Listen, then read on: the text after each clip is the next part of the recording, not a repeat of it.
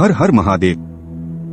भक्तगण, आप सभी को सावन माह की हार्दिक शुभकामनाएं। आज सावन माह की प्रथम सोमवार है। इस पावन तिथि में प्रस्तुत है शिव महापुराण की और एक एपिसोड। 22वां अध्याय, शिव नैवेद्य और बिल्व महात्म्य। ऋषि बोले, हे सूत जी, हमने पूर्व में सुना है कि शिव का नैवेद्य ग्रहण नहीं करना चाहिए। इस संबंध में शास्त्र क्या कहते हैं, इसके बारे में बताइए तथा बिल्व के महात्म्य को भी स्पष्ट कीजिए। सूत जी ने कहा, हे मुनियो, आप सभी शिव व्रत का पालन करने वाले हैं, इसलिए मैं आपको प्रसन्नतापूर्वक सारी बातें बता रहा हूँ। आप ध्यानपूर्वक सुने। भगवान शिव के भक्त को जो उत्तम व्रत का पालन करता है तथा बाहर भीतर से पवित्र व शुद्ध है, अर्थात निष्काम भावना से भगवान शंकर की पूजा अर्चना करता है, शिव नैवेद्य का अवश्य भक्षण करना चाहिए, क्योंकि नैवेद्य को देख लेने से ही सारे पाप दूर हो जाते हैं। उसको ग्रहण करने से बहुत से पुण्यों का फल मिलता है। नैवेद्य को खाने से हजारों और अरबों यज्ञों का पुण्य अंदर आ जाता है। जिसके घर में शिवजी के नैवेद्य का प्रचार होता है, उसका घर तो पवित्र है ही, बल्कि वह साथ के अन्य घरों को भी पवित्र कर देता है। इसलिए सिर झुकाकर प्रसन्नतापूर्वक एवं भक्ति भावना से इसे ग्रहण करें और इसे खा लें। जो मनुष्य इसे ग्रहण करने या लेने में विलंब करता है, वह पाप का भागी होता है। शिव की दीक्षा से युक्त शिव भक्त के लिए नैवेद्य महाप्रसाद है। जो मनुष्य भगवान शिव के अलावा अन्य देवताओं की दीक्षा भी धारण किए हैं, उनके संबंध में ध्यानपूर्वक सुनिए। ब्राह्मणों, जहाँ से शालग्राम शिला की उत्पत्ति होती है, वहाँ उत्पन्न लिंग में, रसलिंग में, पाषाण, रजत तथा सुवर्ण से निर्मित लिंग में, देवताओं तथा सिद्धों द्वारा प्रतिष्ठित लिंग में, केसर लिंग, स्फटिक लिंग, रत्न निर्मित लिंग तथा समस्त ज्योतिर्लिंगों में विराजमान भगवान शिव के नैवेद्य को ग्रहण करना चांद्रायण व्रत के समान पुण्यदायक है। शिव नैवेद्य भक्षण करने एवं उसे सिर पर धारण करने से ब्रह्मा हत्या के पाप से भी छुटकारा मिल जाता है और मनुष्य पवित्र हो जाता है। परंतु जहाँ चांडालों का अधिकार हो, वहाँ का महाप्रसाद भक्तिपूर्वक भक्षण नहीं करना चाहिए।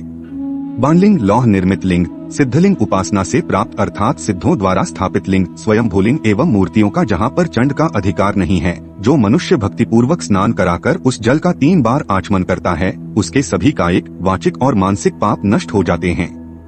जो वस्तु भगवान शिव को अर्पित की जाती है, वह अत्यंत पवित्र मानी जाती है। हे ऋषियों, बिल्व अर्थात बेल का वृक्ष महादेव का रूप है।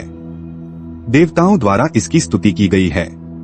तीनों लोकों में स्थित सभी तीर्थ बिल्व में ही निवास करते हैं, क्योंकि इसकी जड़ में लिंग रूपी महादेव जी का वास होता है। जो इसकी पूजा करता है, वह निश्चय ही शिवपद प्राप्त करता है। जो मनुष्य बिल्व की जड़ के पास अपने मस्तक को जल से सींचता है, उसे संपूर्ण तीर्थ स्थलों पर स्नान का फल प्राप्त होता है।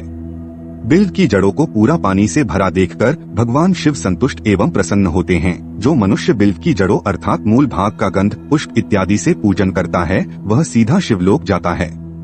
उसे संतान और सुख की प्राप्ति होती है। भक्तिपूर्वक पवित्र मन से बिल्व की जड़ में दीपक जलाने वाला मनुष्य सब पापों से छूट जाता है। इस वृक्ष के नीचे जो मनुष्य एक शिव भक्त ब्राह्मण को भोजन कराता है, उसे 1 करोड़ ब्राह्मणों को भोजन कराने का फल मिलता है। इस वृक्ष के नीचे दूध घी में पके अन्न का दान देने से दरिद्रता दूर हो जाती है। हे ऋषियों, प्रवृत्ति और निवृत्ति के 2 मार्ग हैं। प्रवृत्ति के मार्ग में पूजा पाठ करने से मनोरथ पूर्ण हो जाते हैं। यह संपूर्ण अभीष्ट फल प्रदान करता है। किसी सुपात्र गुरु द्वारा विधि विधान से पूजन कराएं। अभिषेक के बाद अघनी चावल से बना नैवेद्य अर्पण करें। पूजा के अंत में शिवलिंग को संपुट में विराजमान कर घर में किसी शुद्ध स्थान पर रख दें। निवृत्ति मार्गी उपासकों को हाथ में ही पूजन करना चाहिए। भिक्षा में प्राप्त भोजन को ही नैवेद्य के रूप में अर्पित करें। निवृत्ति पुरुषों के लिए सूक्ष्म लिंग ही श्रेष्ठ है। विभूति से पूजन करें तथा विभूति को ही निवेदित करें। पूजा करने के उपरांत लिंग को मस्तक पर धारण करें। 23वां अध्याय, शिव नाम की महिमा।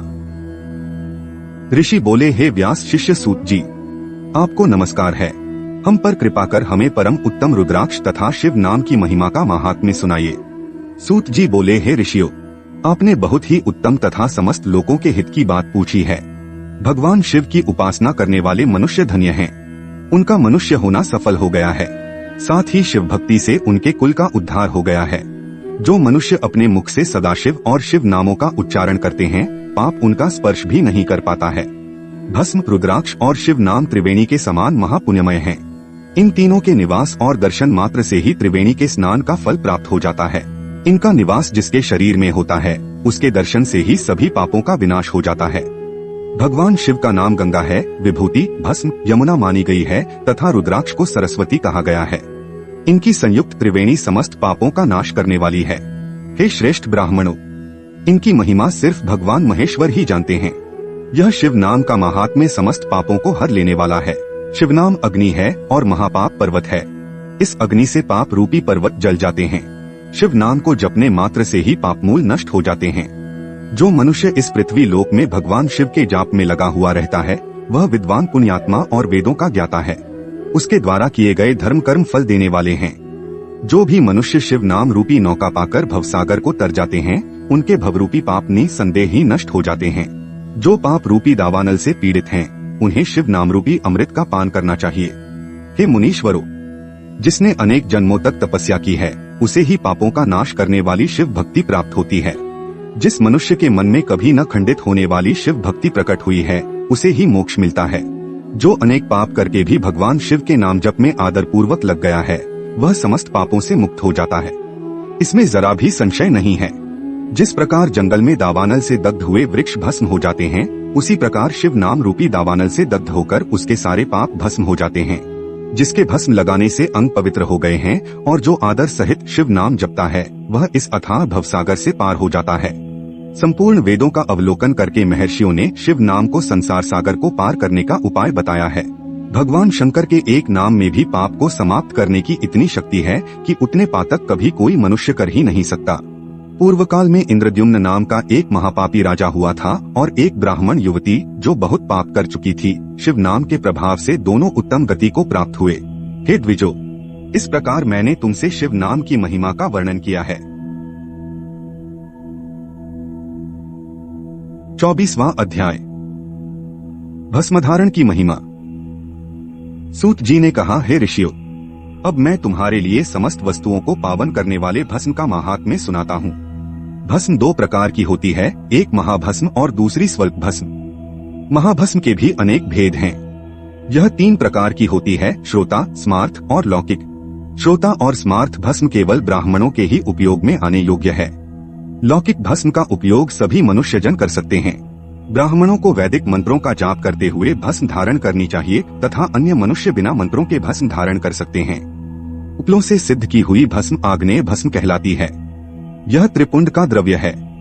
अन्य यज्ञ से प्रकट हुई भस्म भी त्रिपुंड धारण के काम आती है। जाबाली उपनिषद के अनुसार अग्नि इत्यादि मंत्रों द्वारा 7 बार जल में भिगोकर शरीर में भस्म लगाएं। तीनों संध्याओं में जो शिव भस्म से त्रिपुंड लगाता है वह सब पापों से मुक्त होकर शिव की कृपा से मोक्ष पाता है। त्रिपुंड और भस्म लगाकर विधिपूर्वक जाप करें। भगवान शिव और विष्णु ने भी त्रिपुंड धारण किया है। अन्य देवियों सहित भगवती उमा और देवी लक्ष्मी ने इनकी प्रशंसा की है। ब्राह्मणों, क्षत्रियों, वैश्यों, शूद्रों, वर्णसंकरों तथा जातिभ्रष्ट पुरुषों ने भी उद्दूलन एवं त्रिपुंड रूप में भस्म धारण की है। महर्षियों, इस प्रकार संक्षेप में मैंने त्रिपुंड का महात्म्य बताया है। यह समस्त प्राणियों के लिए गोपनीय है। ललाट अर्थात माथे पर भौहों के मध्य भाग से भौहों के अंत भाग जितना बड़ा त्रिपुंड ललाट में धारण करना चाहिए। मध्यमा और अनामिका अंगुली से 2 रेखाएं करके अंगूठे द्वारा बीच में सीधी रेखा त्रिपुंड कहलाती है। त्रिपुंड अत्यंत उत्तम तथा भोग और मोक्ष देने वाला है। त्रिपुंड की एक एक रेखा में 9 देवता हैं, जो सभी अंगों में स्थित हैं। प्रणव का प्रथम अक्षर अकार, गार्हपत्य अग्नि, पृथ्वी, धर्म, रजोगुण, ऋग्वेद, क्रियाशक्ति, प्रातः सवन तथा महादेव ये त्रिपुंड की प्रथम रेखा के 9 देवता हैं। प्रणव का दूसरा अक्षर उकार, दक्षिणाग्नि, आकाश, सत्वगुण, यजुर्वेद, मध्य दिन, सवन, इच्छाशक्ति, अंतरात्मा तथा महेश्वर ये दूसरी रेखा के 9 देवता हैं। प्रणव का तीसरा अक्षर मकार, आहवनीय अग्नि, परमात्मा, तमोगुण, द्युलोक, ज्ञान शक्ति, सामवेद, तृतीय सवन तथा शिव ये तीसरी रेखा के 9 देवता हैं। प्रतिदिन स्नान से शुद्ध होकर भक्तिभाव से त्रिपुंड में स्थित देवताओं को नमस्कार कर त्रिपुंड धारण करें तो भोग और मोक्ष दोनों की प्राप्ति होती है। भस्म को 32, 16, 8 अथवा 5 स्थानों में धारण करें। सिर, माथा, दोनों कान, दोनों आँखें, नाक के दोनों नथुनों, दोनों हाथ, मुंह, कंठ, दोनों कोहनी, दोनों भुजदंड, हृदय, दोनों बगल, नाभि, दोनों अंडकोश, दोनों उरु, दोनों घुटनों, दोनों पिंडली, दोनों जांघों और पांव आदि 32 अंगों में क्रमशः अग्नि, वायु, पृथ्वी, देश, 10 दिशाएं, 10 दिक्पाल, 8 वसुंधरा, ध्रुव, सोम, आम, अनिल, प्रातःकाल इत्यादि का नाम लेकर भक्तिभाव से त्रिपुंड धारण करें अथवा एकाग्रचित्त हो 16 स्थान में ही त्रिपुंड धारण करें।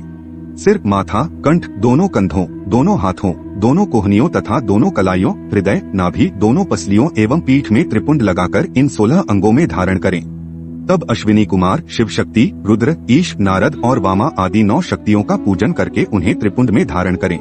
सिर, बालों, दोनों कान, मुंह, दोनों हाथ, हृदय, नाभि, उरुयुगल, दोनों पिंडली एवं दोनों पांवों इन 16 अंगों में क्रमशः शिव, चंद्रमा, रुद्र, ब्रह्मा, गणेश, लक्ष्मी, विष्णु, शिव, प्रजापति, नाग, दोनों नाग कन्या, ऋषि कन्या, समुद्र तीर्थ इत्यादि के नाम स्मरण करके त्रिपुंड भस्म धारण करें।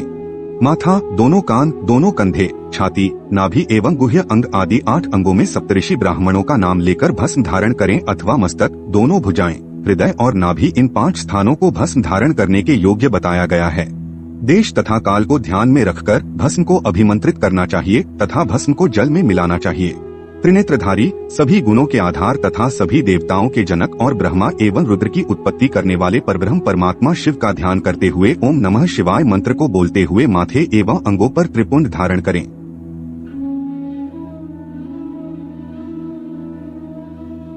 25वां अध्याय, रुद्राक्ष महात्म्य। सूत जी कहते हैं, महाज्ञानी शिवस्वरूप शौनक, भगवान शंकर के प्रिय रुद्राक्ष का महात्म्य मैं तुम्हें सुना रहा हूँ। यह रुद्राक्ष परम पावन है। इसके दर्शन, स्पर्श एवं जप करने से समस्त पाप नष्ट हो जाते हैं। इसकी महिमा तो स्वयं सदाशिव ने संपूर्ण लोगों के कल्याण के लिए देवी पार्वती को सुनाई है। भगवान शिव बोले, हे देवी, तुम्हारे प्रेमवश भक्तों के हित की कामना से रुद्राक्ष की महिमा का वर्णन कर रहा हूँ। पूर्व काल में मैंने मन को संयम में रखकर हजारों दिव्य वर्षों तक घोर तपस्या की। एक दिन अचानक मेरा मन क्षुब्ध हो उठा और मैं सोचने लगा कि मैं संपूर्ण लोगों का उपकार करने वाला स्वतंत्र परमेश्वर हूँ। अतः मैंने लीलावश अपने दोनों नेत्र खोल दिए। नेत्र खुलते ही मेरे नेत्रों से जल की झड़ी लग गई। उसी से गौड़ देश से लेकर मथुरा, अयोध्या, काशी, लंका, मलयाचल पर्वत आदि स्थानों में रुद्राक्षों के पेड़ उत्पन्न हो गए। तभी से इनका महात्म्य बढ़ गया और वेदों में भी इनकी महिमा का वर्णन किया गया है। इसलिए रुद्राक्ष की माला समस्त पापों का नाश कर भक्ति मुक्ति देने वाली है। ब्राह्मण, वैश्य, क्षत्रिय और शूद्र जातियों में जन्मे शिव भक्त सफेद, लाल, पीले या काले रुद्राक्ष धारण करें। मनुष्यों को जाति अनुसार ही रुद्राक्ष धारण करना चाहिए। आंवले के फल के बराबर रुद्राक्ष को श्रेष्ठ माना जाता है। बेर के फल के बराबर को मध्यम श्रेणी का और चने के आकार के रुद्राक्ष को निम्न श्रेणी का माना जाता है। हे देवी, बेर के समान रुद्राक्ष छोटा होने पर भी लोक में उत्तम फल देने वाला तथा सुख सौभाग्य की वृद्धि करने वाला होता है। जो रुद्राक्ष आंवले के बराबर है वह सभी अनिष्टों का विनाश करने वाला तथा सभी मनोरथों को पूर्ण करने वाला होता है। रुद्राक्ष जैसे जैसे छोटा होता है वैसे ही वैसे अधिक फल देने वाला होता है। पापों का नाश करने के लिए रुद्राक्ष धारण अवश्य करना चाहिए। यह संपूर्ण अभीष्ट फलों की प्राप्ति सुनिश्चित करता है। लोक में मंगलमय रुद्राक्ष जैसा फल देने वाला कुछ भी नहीं है। समान आकार वाले चिकने, गोल, मजबूत, मोटे, कांटेदार रुद्राक्ष, उभरे हुए छोटे छोटे दानों वाले रुद्राक्ष सब मनोरथ सिद्धि एवं भक्ति मुक्ति दायक हैं, किंतु कीड़ों द्वारा खाए गए, टूटे फूटे, कांटों से युक्त तथा जो पूरा गोल न हो, इन 5 प्रकार के रुद्राक्षों का त्याग करें। जिस रुद्राक्ष में अपने आप डोरा पिरोने के लिए छेद हो वही उत्तम माना गया है। जिसमें मनुष्य द्वारा छेद किया हो उसे मध्यम श्रेणी का माना जाता है। इस जगत में 1100 रुद्राक्ष धारण करके मनुष्य जो फल पाता है उसका वर्णन नहीं किया जा सकता। भक्तिमान पुरुष 550 रुद्राक्ष के दानों का मुकुट बना ले और उसे सिर पर धारण करे। 360 दानों का हार बना ले, ऐसे 3 हार बनाकर उनका यज्ञोपवीत धारण करे। महर्षियों, सिर पर ईशान मंत्र से, कान में तत्पुरुष मंत्र से रुद्राक्ष धारण करना चाहिए। गले में रुद्राक्ष, मस्तक पर त्रिपुंडधारी रुद्राक्ष पहने ओम नमः शिवाय मंत्र का जाप करने वाला मनुष्य यमपुर को नहीं जाता। रुद्राक्ष माला पर मंत्र जपने का करोड़ गुना फल मिलता है। 3 मुख वाला रुद्राक्ष साधन सिद्ध करता है एवं विद्याओं में निपुण बनाता है। 4 मुख वाला रुद्राक्ष ब्रह्म स्वरूप है।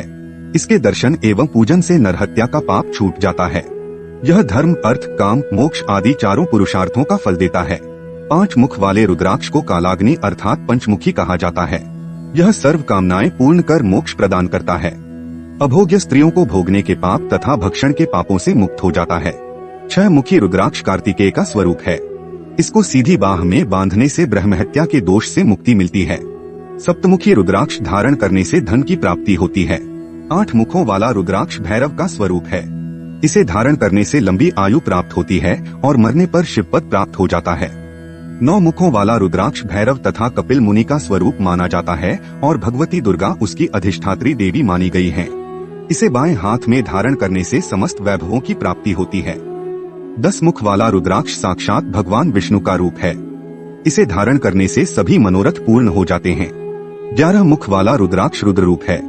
इसको धारण करने से मनुष्य को सब स्थानों पर विजय मिलती है। 12 मुख वाले रुद्राक्ष को बालों में धारण करने से मस्तक पर 11 सूर्यों के समान तेज प्राप्त होता है। 13 मुख वाला रुद्राक्ष विश्वदेवों का स्वरूप है। इसे धारण करने से सौभाग्य और मंगल का लाभ मिलता है। 14 मुख वाला रुद्राक्ष साक्षात शिव स्वरूप है। इसे भक्तिपूर्वक मस्तक पर धारण करने से समस्त पापों का नाश हो जाता है। इस प्रकार मुखों के भेद से रुद्राक्ष के 14 भेद बताए गए हैं। हे पार्वती जी, अब मैं तुम्हें रुद्राक्ष धारण के मंत्र सुनाता हूँ। ओम ह्रीं नमः, ओम नमः, ओम क्लीं नमः, ओम ह्रीं नमः, ओम ह्रीं नमः, ओम ह्रीं ह्रूं नमः, ओम हूं नमः, ओम हूं नमः, ओम ह्रूं नमः, ओम ह्रं ह्रूं नमः, ओम ह्रीं ह्रूं नमः, ओम हूं नमः, ओम क्रौं क्रौरों नमः, ओम ह्रीं नमः। इन 14 मंत्रों द्वारा क्रमशः 1 से लेकर 14 मुख वाले रुद्राक्ष को धारण करने का विधान है। साधक को नींद और आलस्य का त्याग कर श्रद्धा भक्ति से मंत्रों द्वारा रुद्राक्ष धारण करना चाहिए। रुद्राक्ष की माला धारण करने वाले मनुष्य को देखकर भूत प्रेत पिशाच डाकिनी शाकिनी दूर भाग जाते हैं। रुद्राक्षधारी पुरुष को देखकर स्वयं भगवान विष्णु, देवी दुर्गा, गणेश, सूर्य तथा अन्य देवता भी प्रसन्न हो जाते हैं। इसलिए धर्म की वृद्धि के लिए भक्तिपूर्वक मंत्रों द्वारा विधिवत रुद्राक्ष धारण करना चाहिए। मुनीश्वर, भगवान शिव ने देवी पार्वती से जो कुछ कहा था वह मैंने आपको कह सुनाया है। मैंने आपके समक्ष विद्येश्वर संहिता का वर्णन किया है। यह संहिता संपूर्ण सिद्धियों को देने वाली तथा भगवान शिव की आज्ञा से मोक्ष प्रदान करने वाली है। जो मनुष्य इसे नित्य पढ़ते अथवा सुनते हैं वे पुत्र पौत्रादि के सुख भोग कर सुखमय जीवन व्यतीत करके अंत में शिवरूप होकर मुक्त हो जाते हैं। विद्येश्वर संहिता संपूर्ण।